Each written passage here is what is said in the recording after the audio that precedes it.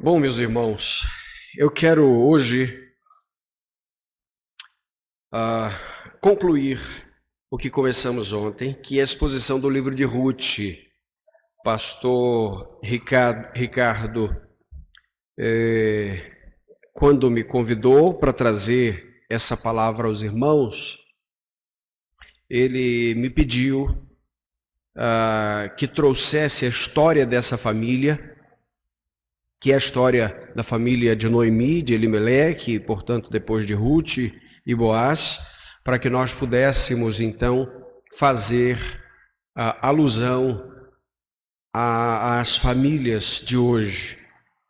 E ontem nós terminamos os 2 primeiros capítulos, e hoje nós vamos tratar dos capítulos 3 e 4.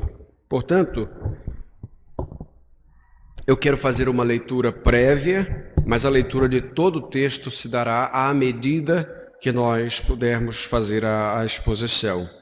Os irmãos que desejarem adquirir o livro Extraordinária Salvação, Como um Deus Santo Salva Pecadores, eu trouxe ao Ministério Reverentes, que é o ministério que faz conferências lá na igreja, editou esse livro em 2019, salvo engano. Eu tenho algumas unidades daqui, pedi oração para os irmãos também, para o projeto desse ano. Esse aqui é o Extraordinária Salvação, Como um Deus Santo Salva Pecadores. E esse ano de 2022, permitindo o Senhor nosso Deus, eu devo escrever Fervorosa Oração, Como um Deus Santo Ouve a Pecadores. E se assim o Senhor permitir, se eu tiver vida, se Ele não tiver voltado, se tudo der certo conforme nós estamos pensando, em 2024 eu tratarei sobre poderosa pregação, como um Deus Santo fala a pecadores. E aí encerramos essa série. Hoje vamos ao capítulo 4, e eu quero ler os últimos versículos, porque vamos encerrar com eles. A partir do versículo 18.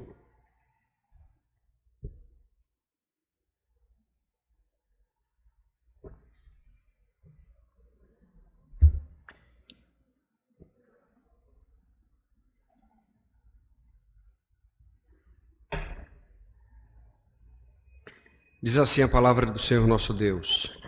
Estas são as gerações de Pérez. Pérez gerou Esrom, Esrom gerou Arão, Rão gerou a Aminadab, Aminadab gerou a Nazon, Nazon gerou a Salmão, Salmão gerou a Boaz, Boaz gerou Obed, Obed gerou Jessé, Jessé gerou Davi.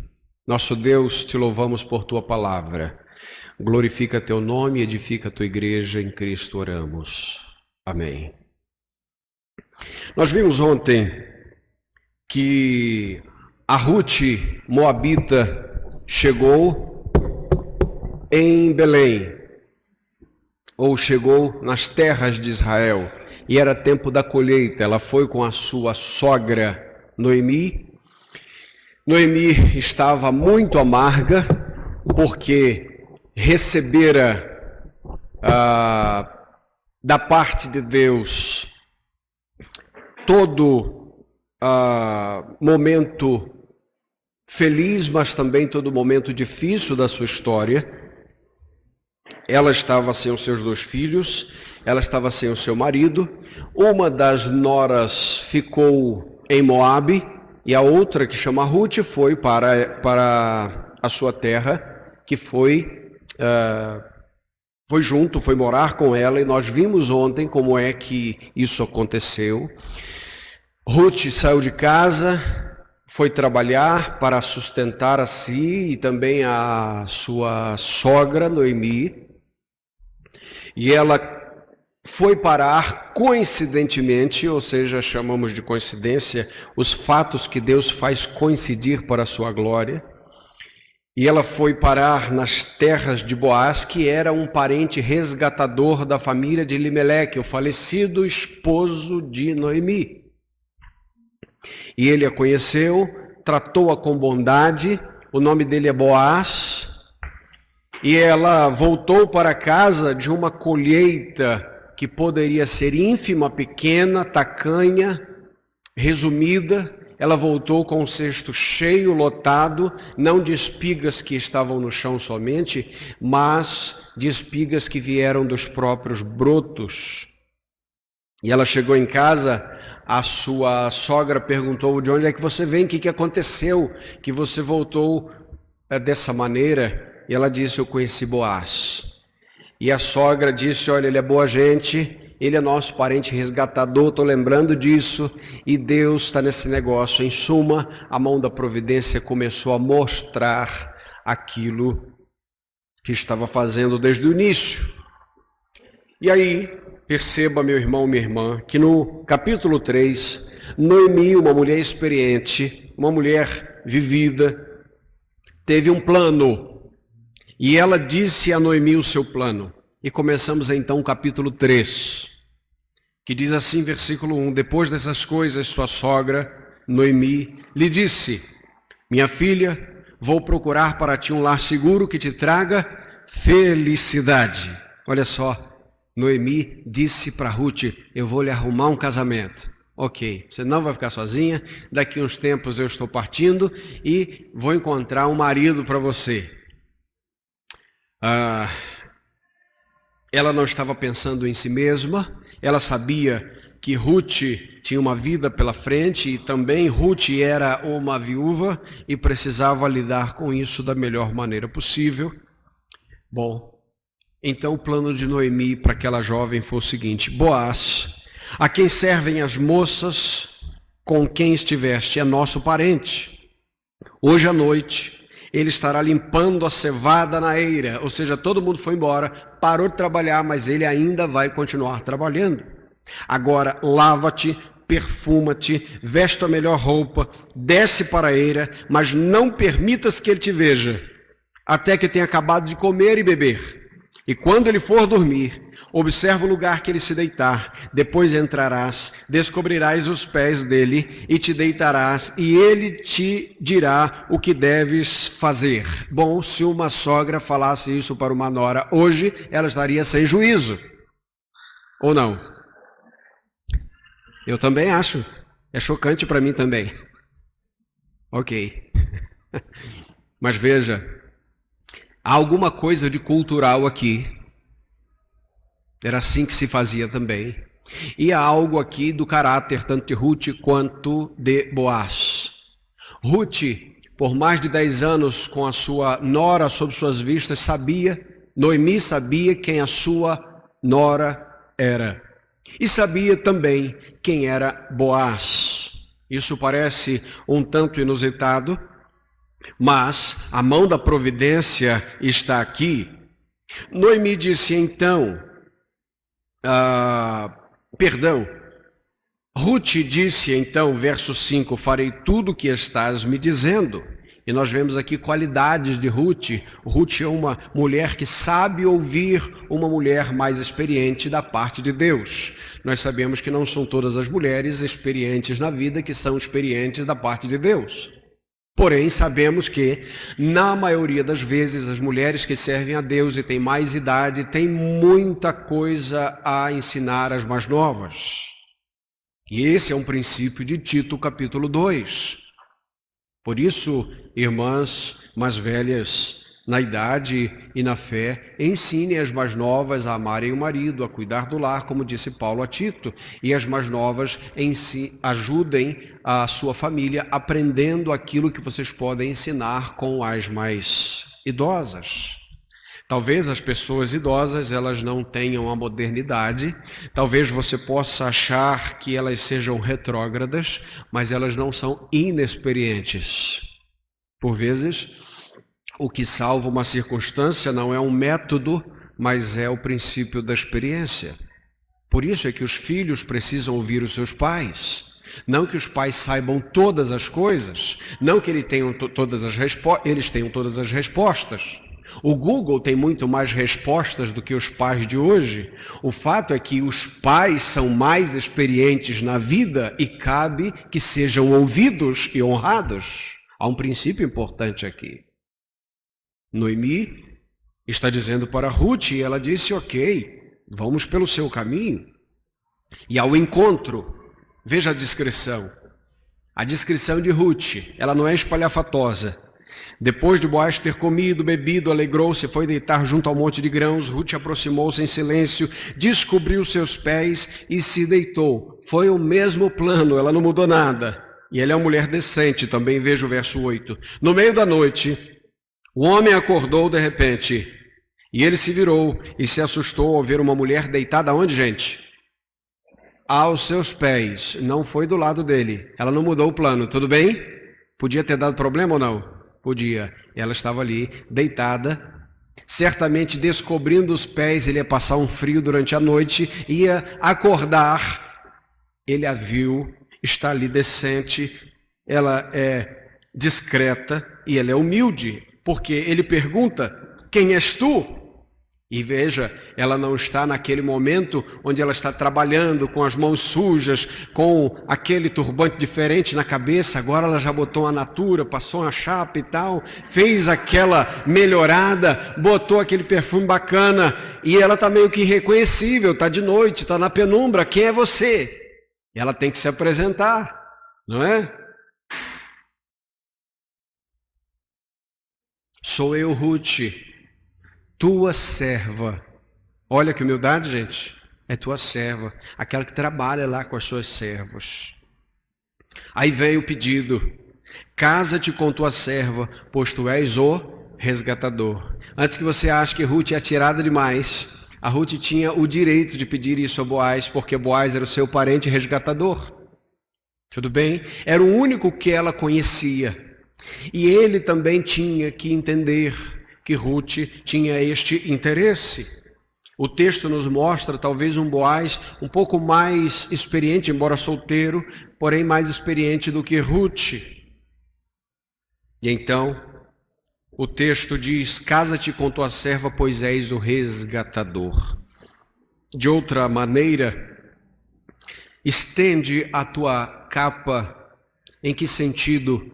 Boaz, no capítulo 2, ele disse, você veio buscar abrigo debaixo das asas do Senhor. E agora ela está mostrando, o Senhor pode usar a sua vida para que isto continue acontecendo. E veja como ela é altruísta. Então ele disse, o Senhor te abençoe, minha filha. Com esse gesto mostraste bondade maior do que antes, pois não foste atrás dos mais jovens, sejam ricos, sejam pobres. Ruth aqui tinha condição de casar-se com outro homem mais rico, mais jovem, e ela foi até Boaz. Bem, percebemos que Boaz também tem suas qualidades, a sua hombridade, ele é um homem de caráter. Veja que no verso 8, no meio da noite, o homem acordou de repente, se virou, se assustou ao ver uma mulher deitada a seus pés. Ora, se ele se assusta ao ver uma mulher deitada a seus pés, porque não era comum que ele deitasse com as suas servas. Era comum que ele não se aproveitasse das servas que lhe serviam. Por quê? Porque ele poderia ter alguma condição disso. Mas ele se assusta, não é comum que tenha mulheres aqui aos meus pés. E veja o verso 11, não temas, minha filha, pois te farei tudo quanto pedires. Toda a cidade do meu povo sabe que tu és mulher virtuosa, ou seja, eu não vou estragar a tua reputação. Mas ele é um homem ético também. Veja o verso 12. É verdade que sou resgatador, mas há outro parente mais próximo do que eu. Opa, ela não tinha essa notícia, aí temos um problema. Música de fundo na sua cabeça, suspense, a gente vai resolver isso aí. Veja, fica aqui essa noite, se de manhã ele quiser assumir o papel de resgatador, que o faça, senão, juro pelo nome do Senhor que farei, deita-te até pela manhã. E ele mostra autocontrole, uma mulher bonita, à meia-noite, e Boaz não a toca. O texto no verso 14 diz que ela ficou deitada a seus pés até de manhã, levantou-se antes de clarear, para que não fosse reconhecida, pois ele disse que ninguém fique sabendo que uma mulher veio até a eira, ou seja, realmente ele não tinha o menor costume de que aquilo acontecesse. E ele é generoso. Veja o verso 15, verso 16. E o verso 17. Disse mais: traze-me aqui o manto com que te cobres e segura-o. Ela o segurou e o homem despejou nele 6 medidas de cevada e pôs sobre os ombros dela. Depois ela voltou para a cidade. Quando chegou de volta a sua sogra, esta lhe perguntou: como foi, minha filha? E ela contou tudo que o homem havia feito e acrescentou: ele me deu estas 6 medidas de cevada e disse: não voltarás para tua sogra de mãos vazias. Assim, terminamos o capítulo 3. Bem, meu irmão, minha irmã, diante disso, o texto nos mostra algumas questões que são muito importantes. Bem,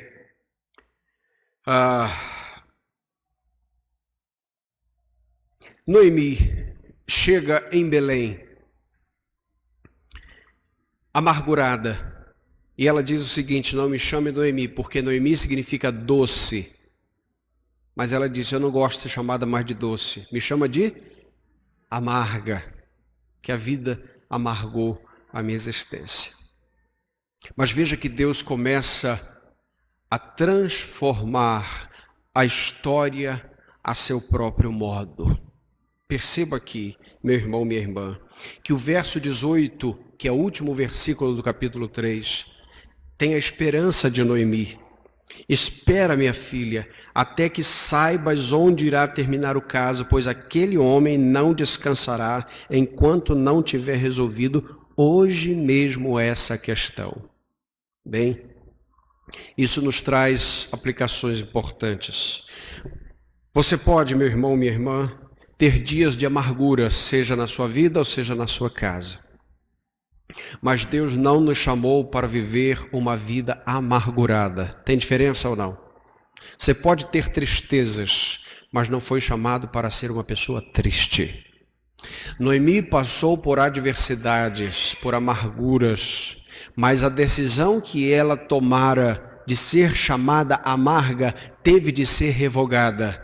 Teve de voltar a ser a mulher doce que o Senhor desejava que ela fosse. Muitas vezes nós corremos um sério risco de que uma situação nos amargue tanto a ponto de sermos conhecidos como pessoas amarguradas, amargas. E o que nós vemos aqui é que Deus está usando de tudo isso também para trabalhar no coração de Noemi.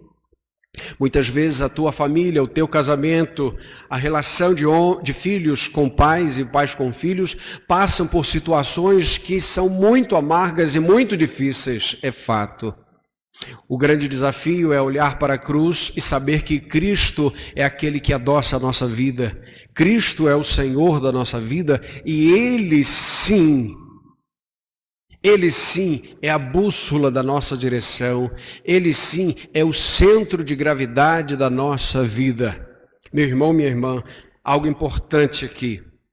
Se algo que perdemos, ou se alguma coisa, ou se alguém que perdemos, seja por luto ou por outra situação, amargar o restante da nossa vida, então a nossa vida não tem Cristo como centro. Compreende ou não? Se alguém ou se alguma coisa que for tirada de nós fizer com que a nossa vida seja até o fim amarga, então isto é uma prova de que a nossa vida não gira em torno de Cristo, porque Cristo nunca poderá ser tirado de nós. Bem, percebemos aqui desde já um Cristo resgatador e chegamos ao capítulo 4. Começamos a perceber que a tragédia deu lugar a uma nova história,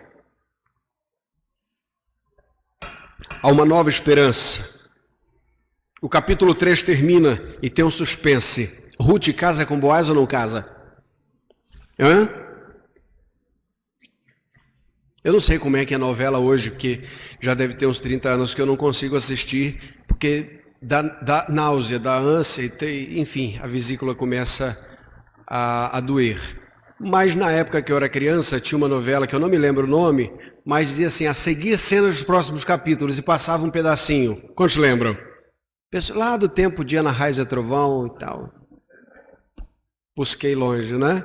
Aqui ninguém assiste, são todos já elevados ao querubinato, gente celestial, não é? Mas, quando eu era pequeno, eu assistia alguns flashes de Na Raiz da Trovão e sempre tinha qualquer coisa assim no final. Hoje não dá nem para pensar numa coisa dessa, mas ok. A seguir cenas dos próximos capítulos, o que acontece no capítulo 4. Deus restaura muita gente no capítulo 4. Bom, de alguma maneira, Deus trabalha na vida de Boaz. É um homem sozinho, certamente já de alguma idade. Boaz, ele é filho de Salmão.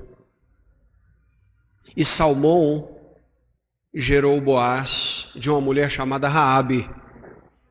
Boaz é filho de Raabe, que havia sido, em Jericó, uma prostituta, mas que fora convertida ao Deus de Israel. Isso nos importa aqui. Isso nos importa aqui. Raabe, quando os dois espias entram para ver como estava a cidade, porque eles iriam entrar depois da travessia do Jordão, no livro de Josué, Raabe chama os dois espias e faz a sua confissão de fé. Eu sei que o Deus de vocês é Deus no céu e Deus na terra. Raabe é uma mulher agora cuja história Deus está transformando. Mas ela tem um passado, e o passado para Deus não importa. Agora ela está olhando para o seu Redentor. E quando Jericó é invadida, a casa daquela mulher tem um fio vermelho, porque ela não tinha condições de matar um animal para pintar os umbrais, como na Páscoa, mas ela estava dizendo, eu entendo a promessa, eu também faço parte do povo do pacto. Então, enquanto a morte entrava em Jericó, a casa daquela mulher fora salva. Mas fica uma pecha, fica um nome ou um cognome. Raabe é mãe de Boaz. De quem seria esse menino? Compreende? Ela é uma mulher agora casada com Boaz, e Deus mudou a sua história. E Deus agora olha para Boaz com graça, e já talvez humanamente, de forma tardia, ele encontra uma mulher que não é do povo da aliança. Pegou a bênção ou não? Mas ele se casa com ela, isso é graça de Deus. Coisa linda. Deus está restaurando a vida desse homem também. Deus toma sua mãe e agora põe Boaz na mira, no trilho da graça. Ele está sozinho, não está mais. Boaz, veja que coisa linda. Foi até a porta e sentou-se ali. Porta da onde, gente? Porta da cidade. À porta da cidade só sentavam-se os homens de moral elevada, porque eles julgavam os casos na porta da cidade. Ele foi até os juízes locais, digamos assim, uma espécie de juízes de paz. Quando o resgatador de quem havia falado ia passando, Boaz lhe disse, vem cá, senta aqui. Ele foi e sentou. O resgatador, o outro parente, mais próximo, o concorrente, pegou ou não? Segura essa emoção. Isso é forte. Boaz reuniu 10 homens, dentre os anciãos da cidade, e disse, sentai-vos aqui. Eles sentaram. Aliás, a palavra Boaz significa rapidez. Não à toa, a Noemi disse, ele vai resolver isso ainda hoje. Ele fazia jus ao nome. Ok? Mas não faz teologia em cima disso, tá? Ele tem testemunha, ele é justo, e há um diálogo aqui entre ele e o outro resgatador diante das 10 testemunhas. Para o judeu, pelo menos 7 testemunhas eram necessárias. Por isso que Pedro, quando vai na casa de Cornélio, chama mais 6, para inteirar os 7 do que tinha acontecido ali. E ele chama 10. Então ele disse ao resgatador, Noemi, que voltou da terra dos Moabitas, vendeu a parte da terra que pertencia a Elimeleque, nosso parente. Resolvi informar-te disso e dizer, adquire na presença dos que estão sentados aqui, na presença dos líderes do povo. Se quiseres resgatá-la, resgata. se não me dize para que eu saiba, pois não existe outro além de ti com esse direito, e depois de ti só eu, então, depois de ti somente eu. Então ele respondeu, eu a resgatarei. A música de fundo piora, o som da música triste aumenta, porque agora ele diz o seguinte, eu vou resgatar as terras de Noemi. Mas ele tem uma carta na manga. Porém, disse Boaz, no dia em que adquirires a terra de Noemi, também estarás adquirindo como esposa Ruth, a Moabita. Você vai ter que levar no pacote. Tu vai ter que casar com a mulher que veio de Moabe. Foi a mulher do falecido para preservar o nome de sua herança. Então o resgatador, eu imagino, coçou a cabeça, não está no texto. Ele disse, não poderei resgatá-la, para que não prejudique minha propriedade, exerce tu o direito de resgatador, porque não posso fazê-lo. Se ela fosse só a terra, tudo bem, mas a Moabita não vai dar para entrar no pacote. Fica contigo, a Moabita. Certamente ele não disse nada ali, não soltou fogos, mas lá no fundo ele disse, é de Deus. Provavelmente esse outro resgatador, talvez um viúvo com filhos, ou pretendia se casar com alguém de Israel ali, a gente não sabe. Bom, primeira carta de Paulo aos Coríntios, no capítulo 15, no verso 56, diz que o aguilhão da morte é o pecado, e a força do pecado é a lei. Meu irmão, minha irmã, olhemos para Ruth. O resgatador que a escolhe é a toma pela mão e leva a um outro tipo de resgatador. E esse resgatador, a princípio, quer tomá-la para si, mas não a toma, não consegue. Olhemos para Ruth como alguém que aponta para a justificação que recebemos em Cristo Jesus. Olhe para a lei. Antes de chegarmos a Cristo, precisávamos passar pela lei para que fôssemos condenados e rejeitados por ela.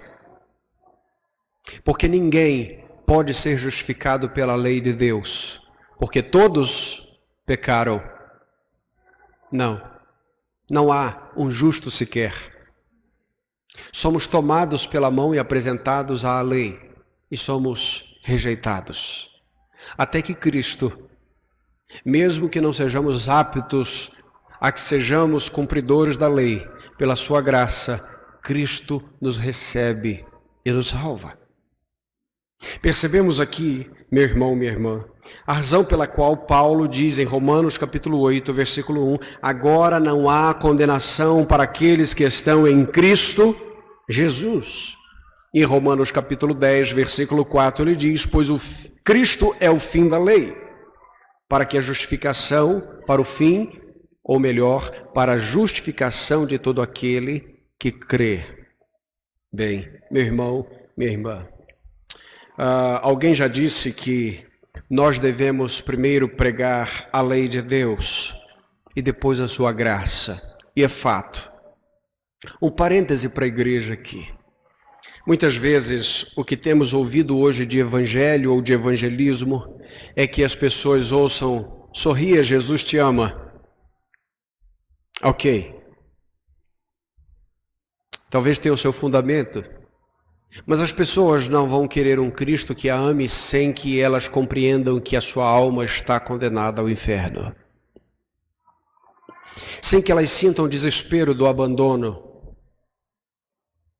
Sem que elas percebam que pela lei de Deus elas estão condenadas eternamente. Eu não posso dizer a alguém aqui, olha, eu conheço um médico muito bom. Eu queria que você fosse nele. E você pode dizer, mas eu estou tão bem. Mas se você vier com um diagnóstico da sua enfermidade e eu disser, eu conheço um médico tão bom, então você diz, me deu o contato, eu vou procurá-lo agora. Enquanto a pessoa ou as pessoas não compreenderem que estão completamente afastadas de Cristo, enfermas e mortas em seus próprios pecados, elas não compreenderão o quanto Cristo é valioso. Portanto, não ofereçamos Cristo como um produto de fim de feira. Ele é a primícia de tudo que existe.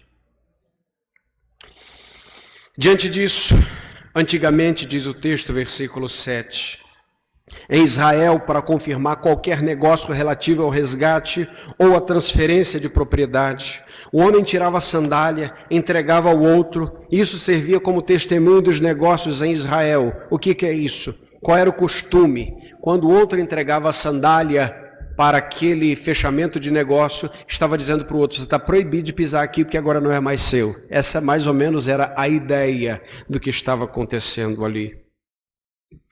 Quando o resgatador disse a Boaz, versículo 8, adquire-a para ti, ele tirou a sandália. Boaz não descansou até que isso acontecesse.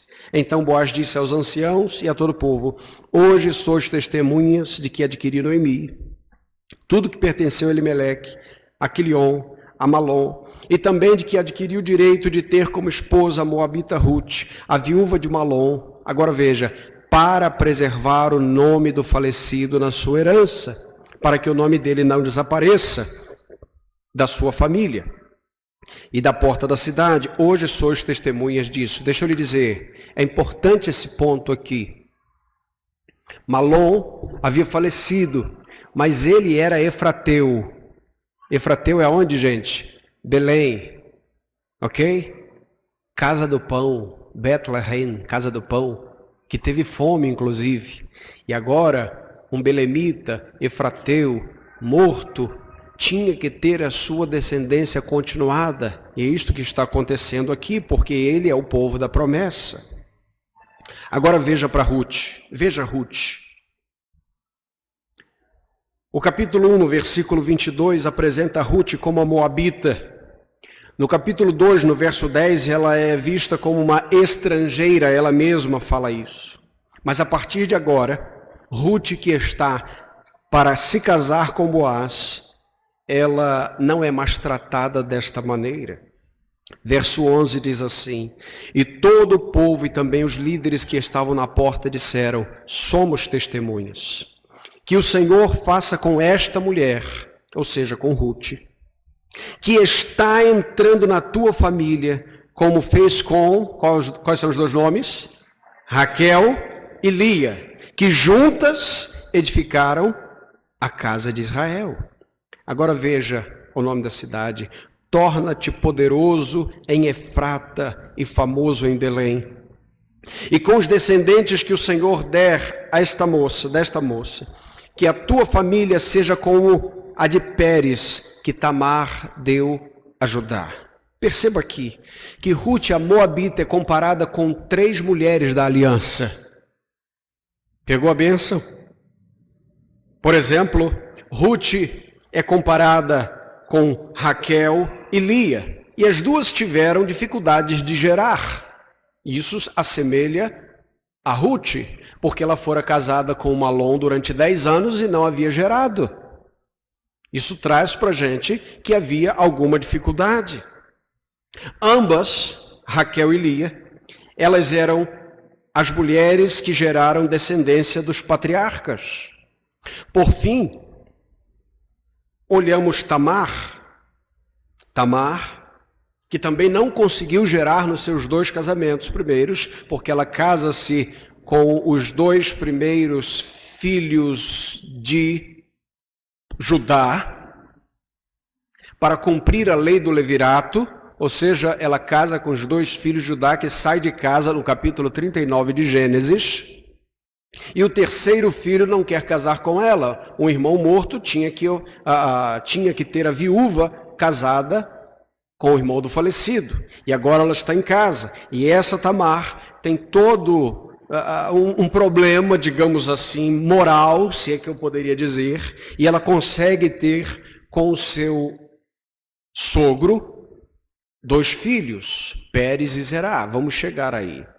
Só para que você entenda quantos descaminhos são submetidos pelo poder da soberania e da graça de Deus.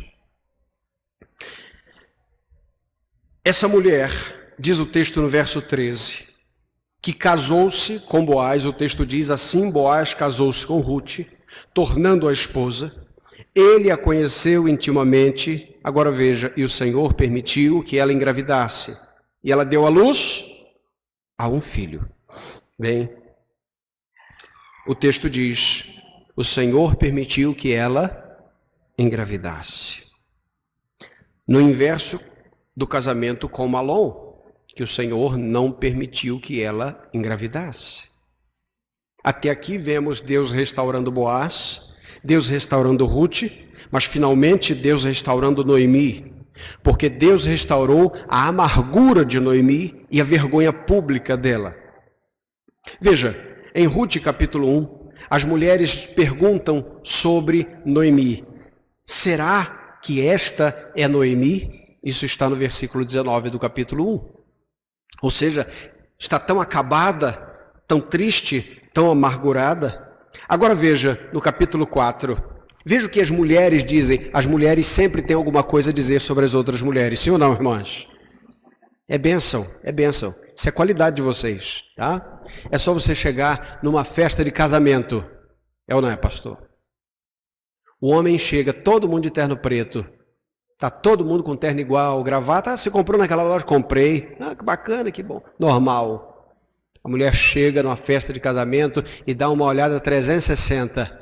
Tiver algum vestido igual a dela, ela volta. Ela troca o vestido. Essa é a percepção diferente da mulher. E agora as mulheres de Judá olham para Noemi e não dizem, será que é ela? Veja o que elas dizem. Então as mulheres disseram a Noemi, bendito seja o Senhor, que hoje não te deixou sem resgatador, que o seu nome se torne famoso em Israel. Verso 15, o menino vai restaurar a tua vida e te consolar na tua velhice, pois é filho da tua nora, que te ama, e o deu à luz. Ela é melhor do que 7 filhos para ti. E Noemi pegou o menino, colocou no colo, passou a cuidar dele. E as vizinhas lhe deram o nome, dizendo, a Noemi nasceu um filho. Coisa linda, hein? A Noemi nasceu um filho. Os judeus diziam que 7 filhos era uma soma ideal para os filhos. Eu estou trabalhando para isso lá em casa. Essa não é uma história tremenda, porque você vê uma idosa com um filho nos braços, com uma criança nos braços. Essa é uma história tremenda porque ela aponta para a glória de Cristo Jesus, para o nosso grande resgatador. Deus restaurou a vida de Boaz, da reputação de sua família, da sua solidão. Deus restaurou Ruth da sua aparente esterilidade e da sua vergonha pública, da sua nacionalidade. Deus restaurou Noemi da sua amargura, mas olhando panoramicamente para este livro, ele aponta para um Deus que restaurou a humanidade em Cristo Jesus. A humanidade cheia de pecadores, cheia de gentios, que agora estão enxertados na graça de Deus. Chegamos então ao verso 17. E chamaram ao menino Obed, nome lindo. Este é o pai de Jessé, que é o pai de Davi. Estas são as gerações de Pérez. Pérez gerou Esrom. Esrom gerou Arão. Arão gerou Aminadab. Aminadab gerou a Nasson. Nasson gerou a Salmão. Salmão gerou Boaz. Boaz gerou Obed. Obed gerou a Jessé. Jessé gerou a Davi. Agora acompanhe comigo Mateus capítulo 1, que essa história continua. Abra aí a sua Bíblia, ou então vejamos aqui. Mateus capítulo 1.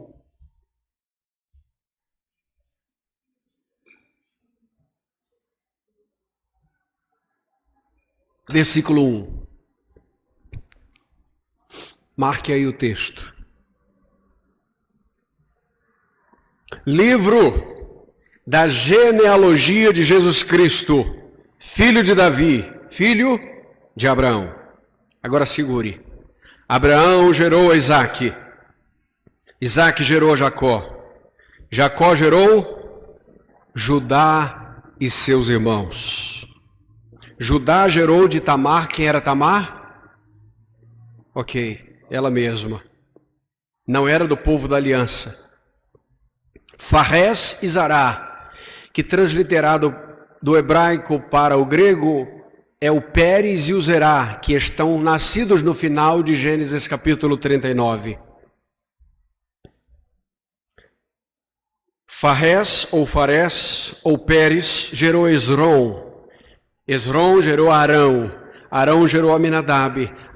Aminadab gerou a Nasson. Nasson gerou a Salmão. Salmão gerou de Raabe Boaz.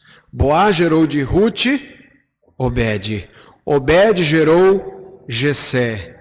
Jessé gerou o rei Davi. Agora veja o versículo 17. Assim todas as gerações de Abraão até Davi foram 14. De Davi até o exílio na Babilônia, 14. Do exílio da Babilônia até Cristo, 14. Olhe para cá. Olhe para Ruth. Uma mulher que está fora, aparentemente, do eixo das probabilidades, enxertada no povo de Deus, e agora é uma ancestral de Jesus Cristo. Preste atenção. Nas veias do Messias corria sangue moabita também. E isso nos representa aqui. Porque eu não sou judeu, mas fui salvo pela graça de Jesus. Eu não era do povo do pacto. Eu era uma espiga deixada para trás. E Cristo voltou para me colocar no cesto da graça.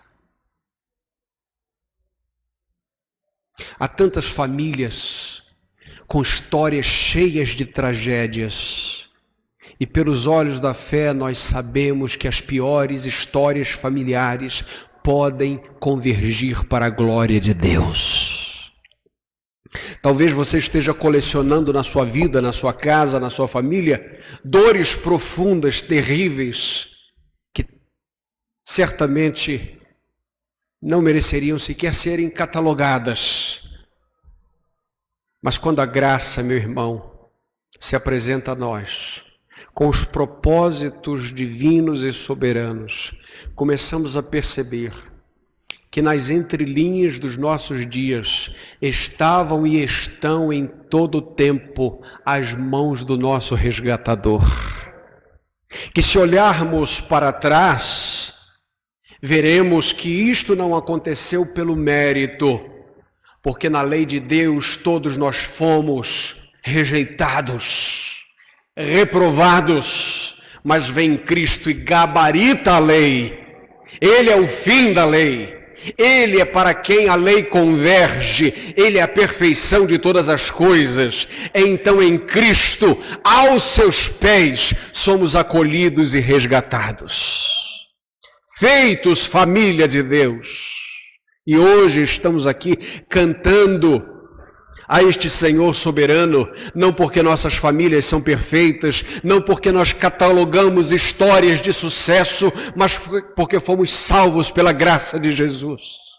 A igreja não é feita de famílias perfeitas e está longe disso.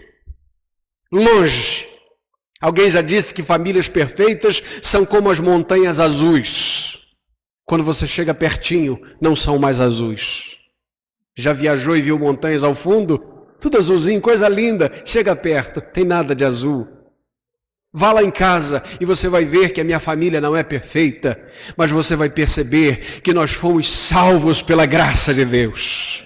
Portanto, meu irmão, minha irmã, tudo aquilo que for mazela, tudo aquilo que for história triste, tudo aquilo que você gostaria de arrancar no livro da sua existência como a história mais triste e terrível, Deus pega essas histórias e enxaga com o sangue de Cristo e faz com que esta história glorifique o seu nome. Porque os melhores saradores são aqueles que sabem o que é estar feridos. Deus não nos trouxe aos seus pés, aos pés de Cristo, nos oferecendo um assento VIP, uma estufa, uma bolha até a glória. No mundo tereis aflições, mas tende bom ânimo, eu venci o mundo. Bem sabe consolar aquele que sabe o que é sofrer.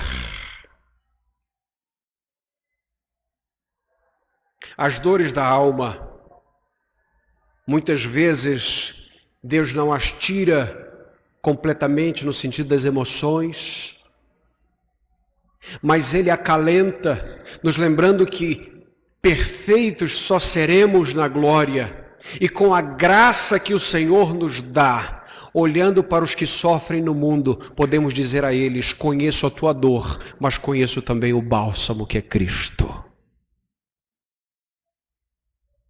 Nós temos no povo do pacto pais que perdem seus filhos. Que tragédia! Quando um filho perde seu pai, ele fica órfão, mas quando um pai perde os filhos ou um de seus filhos, não tem nome para isso na nossa gramática. Que dor terrível! Conheço alguns, e eu não sei consolá-los tão bem como aqueles que passaram pela dor e pela senda da perda, mas que estão sendo consolados pelo Espírito Santo. Estes são instrumentos mais afiados para consolar os que perdem. Mulheres que sofrem são instrumentos afiados para consolar mulheres que sofrem no mundo. Portanto, a tua pior história pode ser um instrumento da graça de Deus para consolar aqueles que estão ao teu redor. E hoje nós estamos convidados pela palavra de Deus, impelidos pela palavra de Deus a olhar para Cristo Jesus, o nosso Senhor. Quantas vezes nós queremos, meus irmãos e minhas irmãs, que este mundo aqui seja perfeito, que aqui esteja o nosso ninho mais cômodo, até que percebemos que a menor das rupturas na ordem nos lembram que o nosso lugar de chegada é na glória e não aqui. Tim Keller, quando veio ao Brasil, recentemente contou uma história muito interessante, uma fábula. E ele disse que certo lenhador foi até um bosque para devastar aquele bosque e muitas árvores. Estava lá uma mamãe pássaro fazendo o seu ninho em uma das árvores. Os seus planos, todo aconchegante, até que ela percebe que o lenhador vai com seu machado e começa a bater. E ela começa a sentir a trepidação dos golpes do machado. Então ela sai dali e vai para a árvore seguinte e faz o seu ninho. Até que o lenhador, tendo derrubado aquela árvore, vai até a próxima e começa a bater naquela árvore. Então ela novamente tem que suspender a sua obra, suspender o seu ninho e fazê-lo em outra árvore. Isso acontece na terceira, na quarta, até que sobra apenas uma árvore. Então,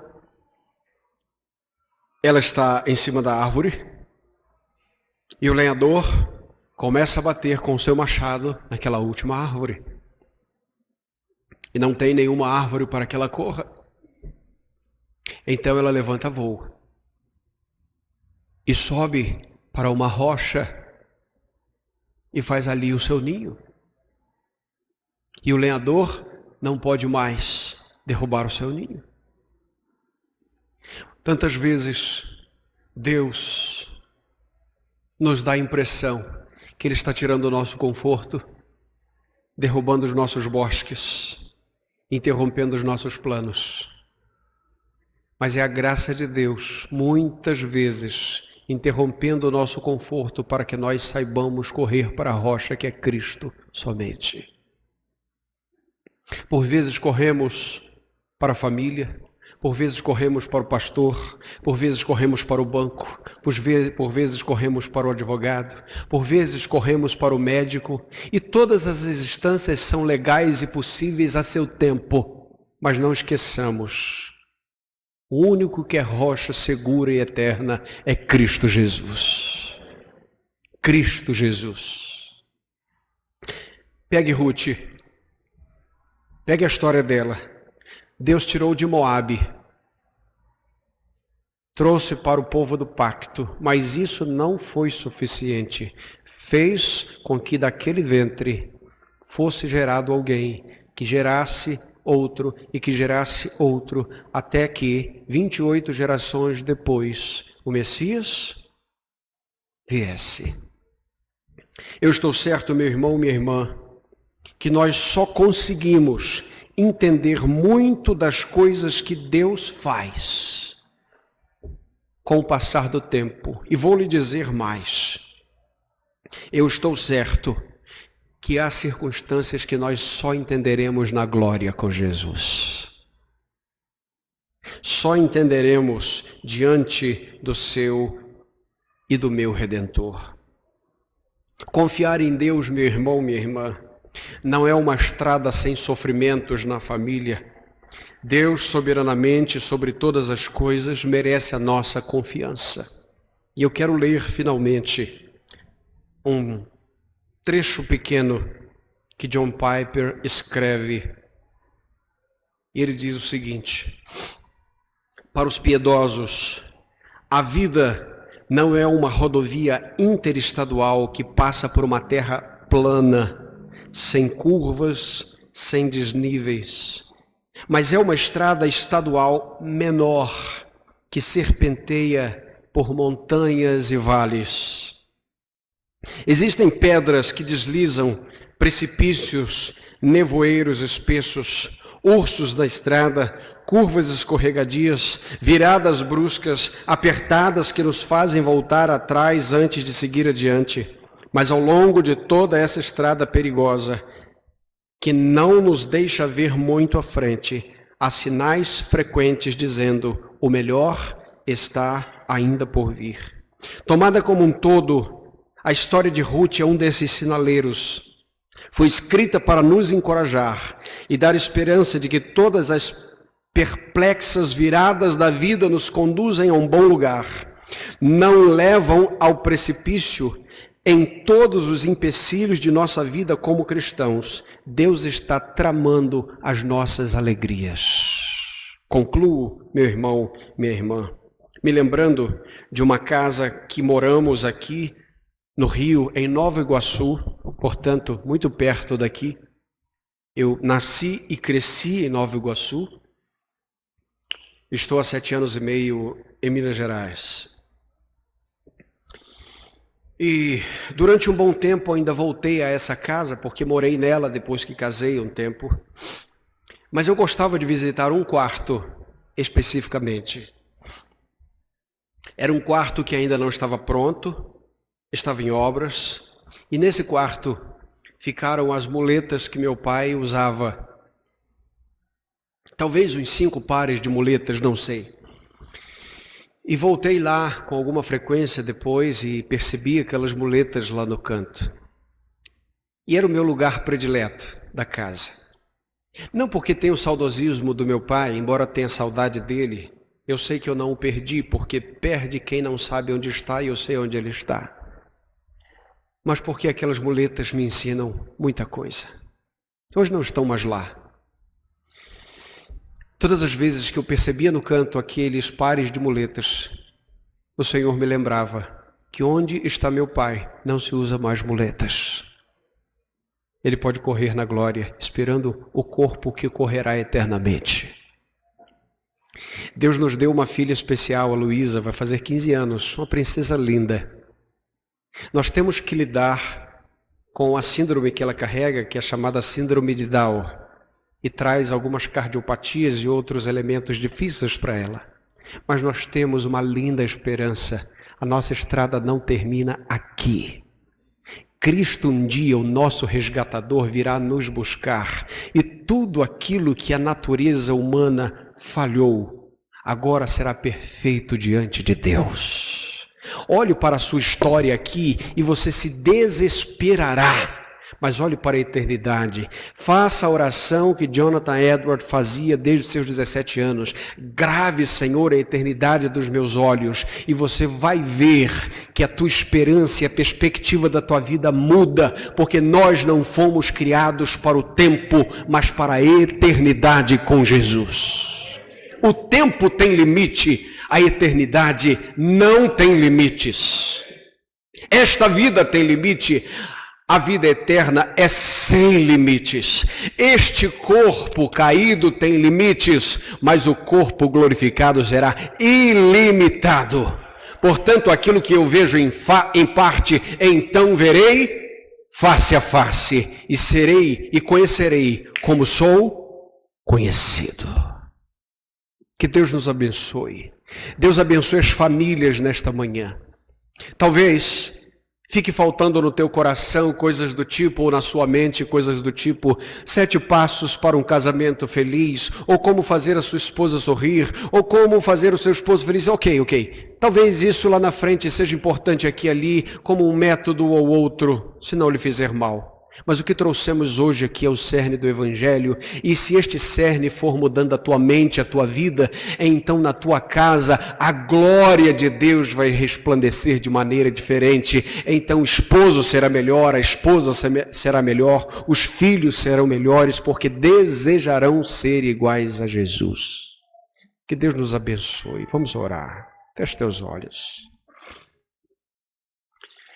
Meu Deus, te louvamos pela tua palavra, Senhor, e rogamos nessa manhã que essa palavra revisite constantemente o nosso coração e a nossa mente, meu Deus. Meu Pai, abençoa meus irmãos e irmãs aqui, sejam eles glorificados juntos, ó Deus, de mim e de todos os servos do Senhor no último dia. Mas antes disso, dá-nos paciência, perseverança, alento, fortalecimento na fé, até que cheguemos naquele dia. Ó Deus, estou certo que há famílias que passam por agruras e por dificuldades. Nós te pedimos, ó Deus, que o Senhor levante os nossos olhos e nos ajude a olhar a rocha que é Cristo. Pai querido, ajuda-nos sempre a lembrar que a glória está mais perto do que ontem, Senhor. Louvamos o teu nome, ó Jesus. Louvamos o teu nome, ó nosso resgatador, o nosso Boaz, que nos salvou quando a lei não nos quis, quando fomos reprovados, mas pelos teus méritos, ó Jesus, fomos salvos pela graça. Adoramos, ó Cristo, nosso Redentor. Te louvamos, Pai, pela tua igreja aqui reunida, e que o Senhor abençoe os teus servos em todo tempo. Pastor Ricardo e sua família em todo tempo. Agora oramos em nome de Cristo Jesus. Amém. Deus abençoe a todos. Amém.